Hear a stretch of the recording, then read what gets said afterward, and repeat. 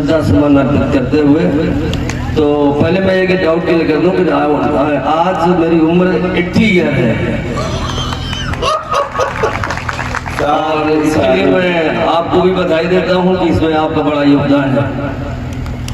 लेकिन मैं समय का अभाव है और इस पर मैं थोड़ी सी बात रखना चाहूँगा कि ये बड़ी कोइंसिडेंस की बात है कि ईयर, रचना जी आप जरा सुनिए ध्यान से, कि ये ईयर है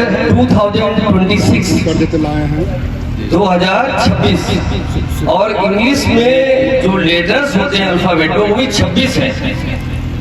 तो मैंने कोशिश की है कि उस अल्फाबेट को बौद्धमय ढंग से कैसे जीवन में उतारे, तो वो मैं एक प्रस्तुति आपके सामने रखना चाहूँगा। तो इसका एक संकल्प लें, अधिष्ठान, और बी का मतलब है बुद्ध देशना के कम से कम 5 पेज जरूर पढ़ें। मैं 16 किताबें लाया हूँ। आप कहेंगे 16 क्यों? 16 इसलिए कि दुखों के निवारण का मार्ग बुद्ध ने बताया, अष्टांगिक मार्ग। तो 8 किताबें इस वर्ग के लिए और 8 किताबें उस वर्ग के लिए। अब इसमें जो वास्तव में सुपात्र है, जो अपनी जिंदगी बदलना चाहते हो 2026 में, वो बड़ी ईमानदारी से हम इनको अजय जी को दे देंगे। 8 पुरुष वर्ग से, 8 मतलब महिला वर्ग से, तो 8 किताबें ये रखी हुई हैं, इनको आप पढ़ें। तो क्या मैंने बताया, ए से अधिष्ठान, अधिष्ठान के मतलब संकल्प, और अष्टांगिक मार्ग में सम्यक दृष्टि और संकल्प ये प्रज्ञा के पार्ट। तो यदि आपके जीवन में संकल्प नहीं होगा तो आपके जीवन में रूपांतरण नहीं हो सकता। तो हमको एक संकल्प लेना है कि हमें 2026 को एक बहुत अच्छा बौद्धमय जीवन बनाना है।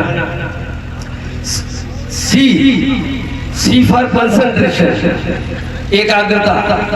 जो भी कार्य करें एक टाइम में एक काम करें और अपनी पूरी जो सेंसेस है, अपनी पूरी इंद्रियों को उस पूरे काम में लगाएं, एक टाइम एक काम।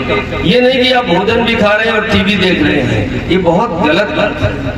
बुद्ध का जो मार्ग है वो कंसंट्रेशन का मार्ग है और एक टाइम में एक काम क्वालिटी के साथ करना है। डीप ब्रीथिंग, जैसे आप खाली बैठे हैं या कोई भी काम कर रहे हैं तो गहरी सांस लेने का अभ्यास डालिए, क्योंकि जो नॉर्मल ब्रीथिंग हम लोग करते हैं उसमें हमारे लंग्स में पूरी एयर नहीं जाती है और ये अल्टीमेटली ये जो ट्यूबरकुलोसिस, टीबी वगैरह को जन्म देती है। तो गहरी सांस लेने की आदत डालिए, बस आदत डालनी है। तो मतलब गहरी सांस लेने की आदत डालिए। और इमोशनल, हमको इमोशनल होना है। ये देखिए आज हमारा माता पिता से अटैचमेंट इसलिए कम होता जा रहा है कि हम लोग इमोशनल नहीं होते जा रहे हैं। हम लोग क्या है, मेटेरियलिस्टिक होते जा रहे हैं, पदार्थवादी होते जा रहे हैं। ये गलत बात है। इस समाज बहुत गलत दिशा में जा रहा है। देखिए बंदे जी ने कितना हम लोगों को संक्षेप में सरल में बताया है। सो बी इमोशनल, हमें भावनात्मक भी होना चाहिए। पड़ोसी के प्रति क्या भावना है, हमारा भाई के प्रति क्या है, बहन के प्रति क्या है, पत्नी के प्रति क्या है, पति के प्रति क्या है, समाज के प्रति क्या है, राष्ट्र के प्रति क्या है, ये भाव आना चाहिए। तो बाबा साहब ने कहा कि हमें अपनी सैलरी का 10% जो है pay back to society, pay back to society is a very right term, तो हमें समाज के लिए देना चाहिए। एफ फॉरगिवनेस, क्षमा करने का आदत डालिए। क्षमा करना बड़ा साहस की बात है। अच्छे से लोग क्षमा नहीं कर पाते, बातों को गांठ बनाए रखते हैं। तो फॉरगिवनेस डेवलप करिए अपने जीवन में। जी फॉर ग्रेटिट्यूड, कृतज्ञ बनिए। हम लोग एक दूसरे का एहसान नहीं मानते, तो ग्रेटिट्यूड तो जीवन में उतारिए।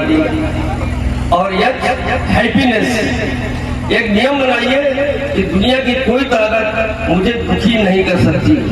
हैप्पीनेस इज माय बर्थराइट, मैं प्रसन्न रहूंगा। तो आप जो छोटी छोटी बातों से अपनी प्रसन्नता खो देते हैं, ये आपके व्यक्तित्व की कमी है। सो यह for happiness.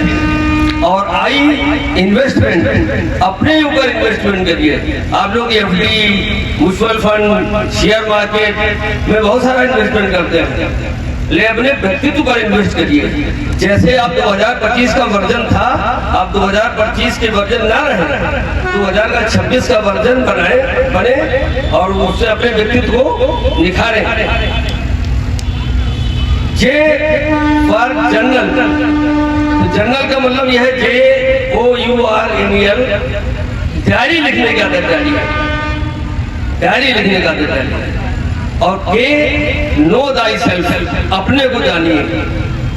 L learning attitude develop करिए। M मेडिटेशन करिए डेली। वैसे मेडिटेशन का नियम यह है कि जो आदमी 30 साल का है वो 30 मिनट मेडिटेशन करे, जो 40 साल का है वो 40 मिनट मेडिटेशन करे। This the rule, this the law for meditation. Nature के पास रहे। ऑप्टिमिस्टिक, आशावादी बने। बी प्राणायाम का अभ्यास करें। क्यू क्वालिटी लाइफ जिए।